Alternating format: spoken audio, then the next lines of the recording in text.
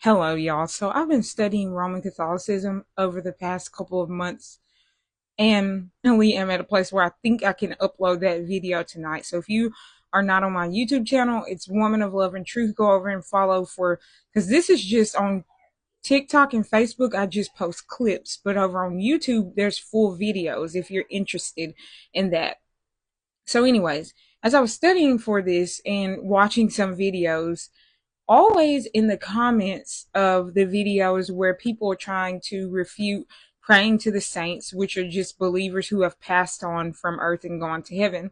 All the time in the comments, there's this one particular scripture that I just cannot for the life of me understand why anybody would use, because it just doesn't measure up.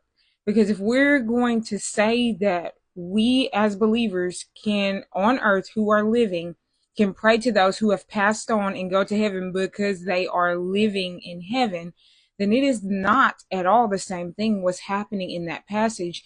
And this is, it ruins your ability to be able to get the greater revelation that God was trying to speak in that passage. But anyways, going back to the passage, all parties have passed away. None of the parties that are in that scripture are people that are living on earth praying to people who have passed on into heaven.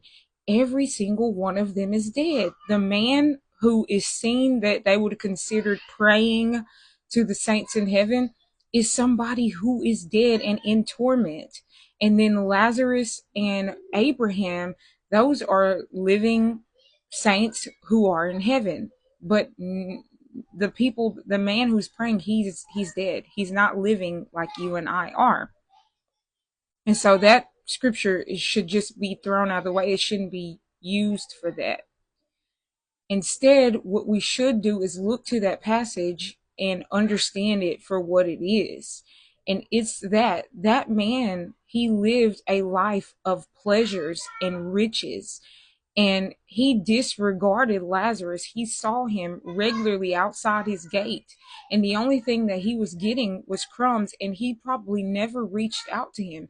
And now they have both died, and he finds himself in a place of torment in spite of his riches. Everybody would have saw him on earth and say, surely this is a man that is going to heaven. Surely this is a man that is blessed by God because of the riches that he had, and yet there he sat in torment, while the man who suffered greatly on earth and did not have what everybody else would have considered as blessed, here he is in heaven. The other thing to note is that when the man asked Abraham to go to send Lazarus to go talk